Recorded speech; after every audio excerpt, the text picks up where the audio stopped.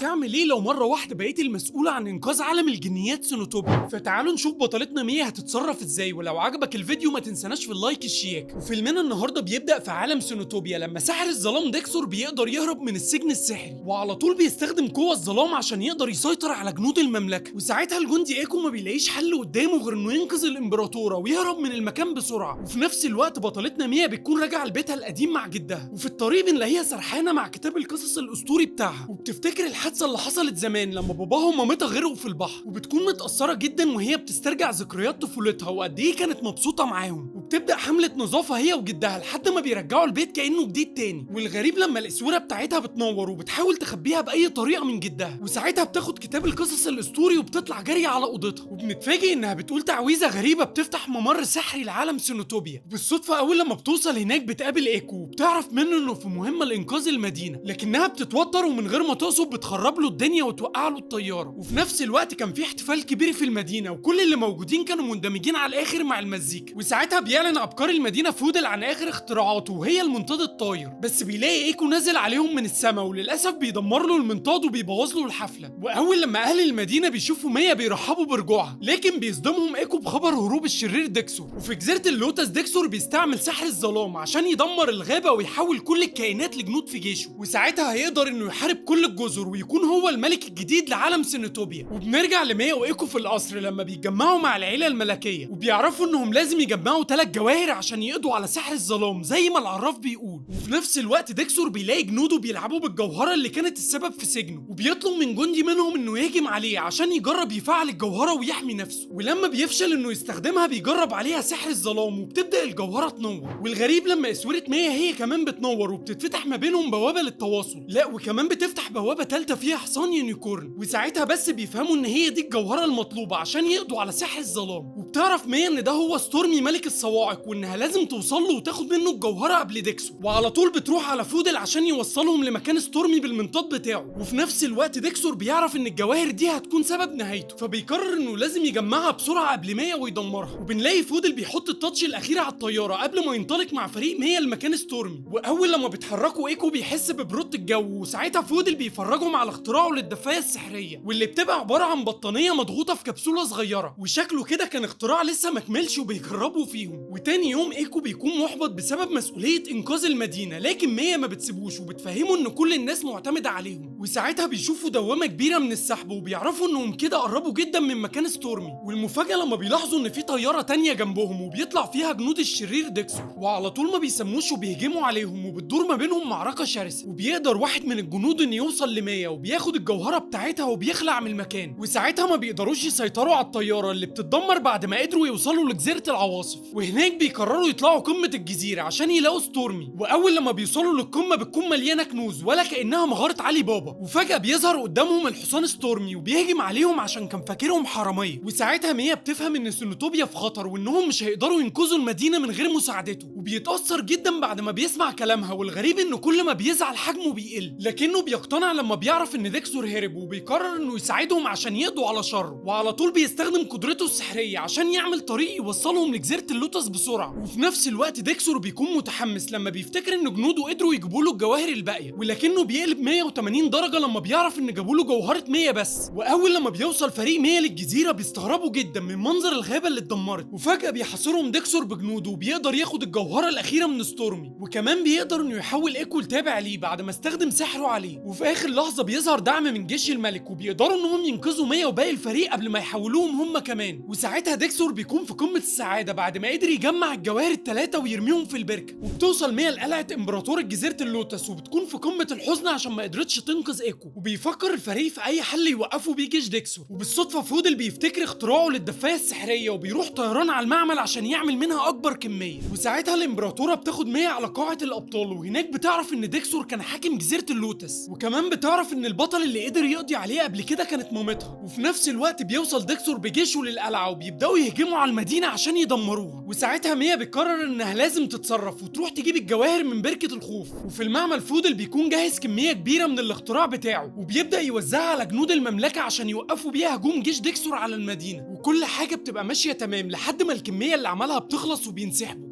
وبتقدر ميا تتسلل لمكان بركة الخوف، لكن ايكو بيكون هناك وبيبدأ يهجم عليها، بس بتقدر تفكروا انهم اصدقاء وفريق واحد، وساعتها بيسيبها تنزل البركة عشان تجيب الجواهر. واول لما بتنزل بتسمع صوت بيكلمها وبيحاول يحبطها ويخليها تفقد الامل في انقاذ المدينة، وفعلا بتكون خلاص قربت تستسلم وتصدق الكلام ده، لكنها بتفتكر جدها وكل اصدقائها اللي معتمدين عليها، وبتقدر اخيرا انها تجمع الجواهر الثلاثة، وبصعوبة بتقدر تطلع من البركة بمساعدة صديقها ايكو. ولحسن حظها بيوصل ستورمي للمكان وبيساعدها هي وايكو انهم يرجعوا للمدينة بسرعة، وفي نفس الوقت ديكسور بيكون خلاص قدر يسيطر على المدينة، لكن ميا بتوصل في الوقت المناسب وبتعرفه انها قدرت تجيب الجواهر، وساعتها بتقدر انها تفعل القوة وبتقضي على السحر الاسود اللي كان مسيطر على ديكسور، وكمان بترجع كل حاجة لطبيعتها مرة تانية. ومن هنا بنعرف ان بالعمل الجماعي نقدر نحقق اي حاجة احنا عايزينها حتى لو كانت مستحيلة. وهنا الدور عليك دلوقتي انك تقدر العمل الجماعي بتاعنا، وما تنساناش في اللايك الشياكة عشان يوصلك احلى بندق.